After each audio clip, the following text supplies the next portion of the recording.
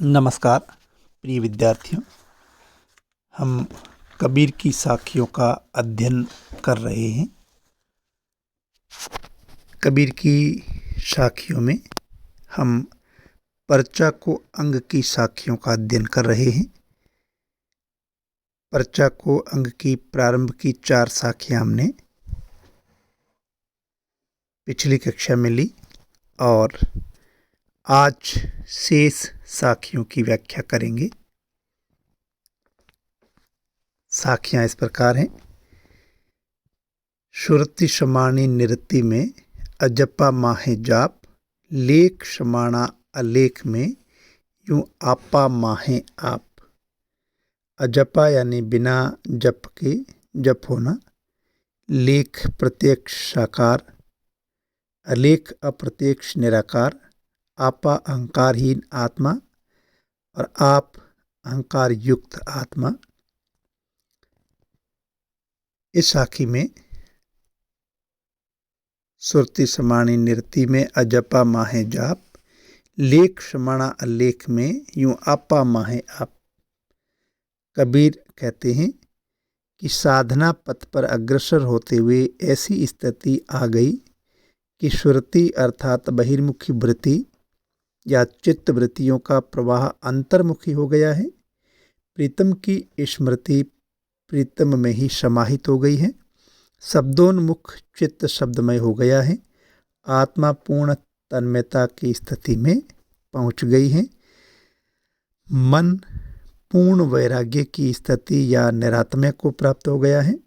ऐसी अवस्था में जप तप की जरूरत नहीं है।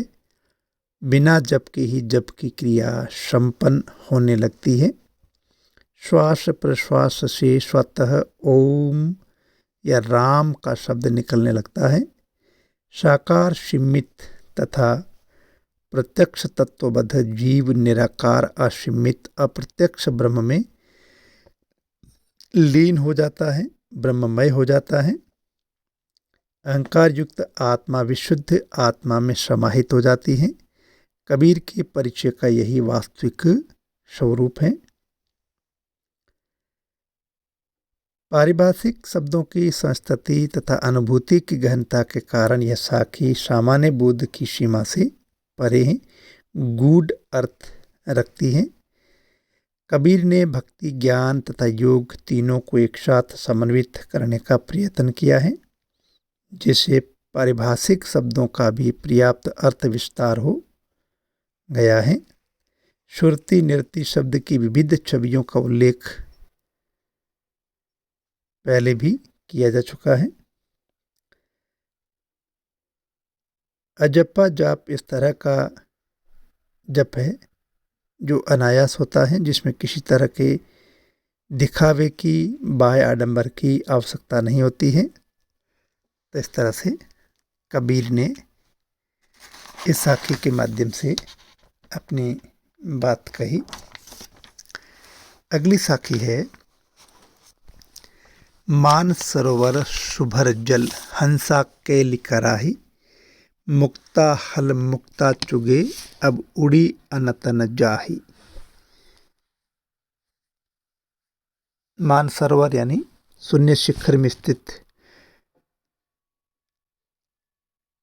अमृत कुंड, शुभर यानी अच्छी तरह से भरा हुआ, जल यानी अमृत, हंसा यानी आत्मा या जीवात्मा, मुक्ता हल यानी मुक्ति का फल, मुक्ता यानी मुक्त भाव से। कबीर कहते हैं मानसरोवर रूपी अमृत कुंड में सुंदर जल भरा हुआ है। हंस उसमें कैली क्रीड़ा कर रहा है। जीवात्मा सुषुम्ना मार्ग से 60 चक्रों का वेधन करते हुए शून्य शिखर में स्थित अमृत कुंड तक पहुंच गई है। अब वहीं पर क्रीड़ा कर रही है। जीवात्मा रूपी हंस स्वच्छंद भाव से मुक्ता फल को चुगने में लीन है, इसलिए उड़कर अन्यत्र नहीं जा सकता। इस परम आनंद को छोड़कर विषय वासनाओं का आकर्षण उसके लिए व्यर्थ है। यह सांकेतिक प्रयोग है। इस साखी में योग संबंधी विचारों को आत्मसात किया गया है। मुक्ता फल मुक्ता चुगे में यमक अलंकार है और रूपक अन्योक्ति अलंकारों का भी प्रयोग हुआ है।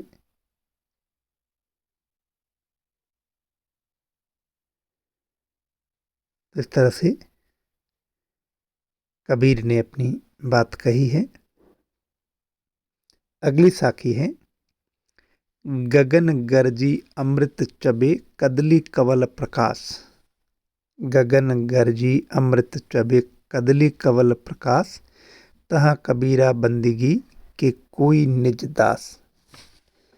गगन यानी आकाश, यहाँ शस्त्रार्थ या शून्य शिखर, कदली यानी केला, मेरुदंड। कबीरदास कहते हैं कि शस्त्रार्थ से नित्य अनहद नाद प्रस्फुटित होता रहता है और अमृत की बूंदें टपकती रहती हैं, अर्थात अमर शक्ति का संचार होता रहता है।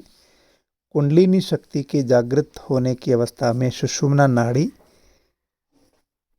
के ऊपरी भाग में स्थित शस्त्रार्थ कमल से प्रकाश विकीर्ण हो रहा है। कबीर इस सहज स्थिति के प्रति प्रणत हो गए हैं। इस साधना भूमि पर पहुंचकर कबीर या कोई भगवान का भक्त ही ईश्वर की ऐसी आराधना करने में सक्षम हो सकता है।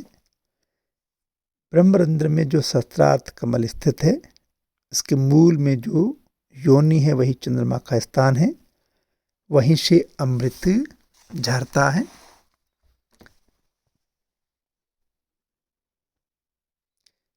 इस तरह से कबीर ने इस साखी में साधनात्मक रहस्यवाद की बात कही है, क्योंकि साधनात्मक रहस्यवाद में योगिक क्रियाओं के माध्यम से ब्रह्म से साक्षात्कार होता है, मिलन होता है।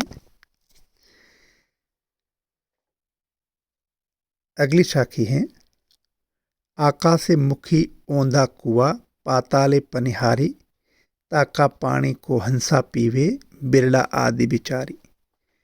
कबीर कहते हैं आकाशे मुखी ओंधा कुआ पाताले पनिहारी, ताका पानी को हंसा पीवे बिरला आदि बिचारी। आकाश यानी शून्य मंडल में, गगन मंडल में, ओंधा यानी उल्टा, हंसा यानी जीवात्मा।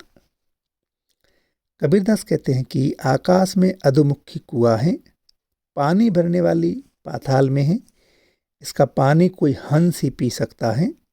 इसके विषय में कोई बिरला आदमी ही बता सकता है या विचार कर सकता है।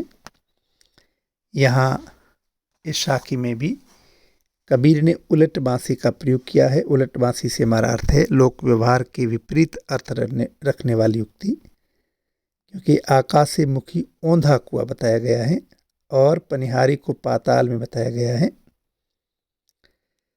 कबीर ने उलट बांसी की तर्ज में ऊपर से असंगत लगने वाला विचार प्रकट किया है। इसमें कई अर्थों का संयोजन एक साथ किया गया है। पहले हम योग पर अर्थ लेते हैं। गगन मंडल में शस्त्रार्थ चक्र ही ओंधा कुआं है और मूलाधार में स्थित कुंडलिनी ही पनिहारिन है। प्राण साधना द्वारा जब वो ऊर्ध्वमुख होती है तब हंस यानी जीवात्मा शस्त्रार्थ में प्राप्त अमृत का रसास्वादन करता है।